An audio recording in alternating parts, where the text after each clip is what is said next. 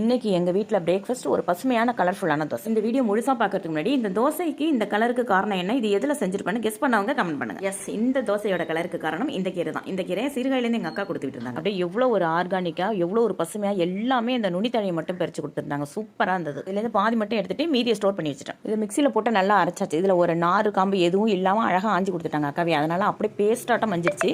இது அப்படியே நம்ம அந்த தோசை மாவு வெள்ளை மாவு இருக்குது பார்த்தீங்களா, அதுலேருந்து 2 கரண்டி எடுத்து இதில் கரைச்சிட்டேன். கம்பு ராகி கீரை இந்த மாதிரி தோசைக்கெல்லாம் ஜோடி பச்சை வெங்காய சட்னி இல்லாட்டி பச்சை பூண்டு சட்னி தான். நல்லா காரசாரமாக வச்சு சாப்பிடும்போது தான் இந்த தோசைக்கு சூப்பராக இருக்கும். தோசை சொல்றதுக்கு முன்னாடியே கண்டிஷன் போட்டாச்சு. எத்தனை வெள்ளை தோசை கேட்டாலும் ஒரு பச்சை தோசை தின்னே ஆகணும்னு. இப்போ இந்த கீரை தோசையை நம்ம ஊற்றிக்கலாம். மாவுக்கு வலிக்காம கரண்டிக்கு வலிக்காம அழகாக எடுத்து கல்லில் ஊற்றி இப்படி தேய்ச்சோம்னா எவ்வளோ அழகாக சொன்ன பேச்சு கேட்குது பாருங்க. வீட்டில் இது ஒன்றுனாவது நம்ம சொன்ன பேச்சு கேட்குதுன்னு சந்தோஷப்பட்டுக்க வேண்டியதான். வீடியோ எடுக்கிறங்கிற ஆர்வ கலரில் கொஞ்சம் நெய் அதிகமாக ஊற்றிட்டேன். இவ்வளோ நெய் ஊற்றினா சீக்கிரமாக போய் சேர்ந்துட வேண்டியதான். அதனால கொஞ்சம் பார்த்து ஊற்றிக்கணும். நெக்ஸ்ட் தோசையிலேருந்து கொஞ்சம் கம்மியாக ஊற்றிக்கலாம். தோசை ஒட்டாம கொள்ளாமல் எவ்வளோ சூப்பராக வருது பாருங்க. இந்த மாதிரி நல்லா முருவை விட்டு எடுத்து அழகாக திருப்பி போட்டுட்டோம்னா சூப்பராக வந்துடும். என்னதான் நான் என் பையன்களுக்கு இது கார தோசை, கம்பு தோசை, ராகி தோசை, முடக்கத்தான் கீரை தோசைன்னு சொல்லி கொடுத்தாலும் அவங்க திருப்பி சொல்லும்போது இது white dosa, yellow dosa, green dosa, brown dosa இப்படி தாங்க சொல்றாங்க. சட்னி ரெசிபி பார்த்தீங்கன்னா பச்சை வெங்காயம், வரமிளகாய், உப்பு, பூண்டு, புளி, அவ்வளோதான்.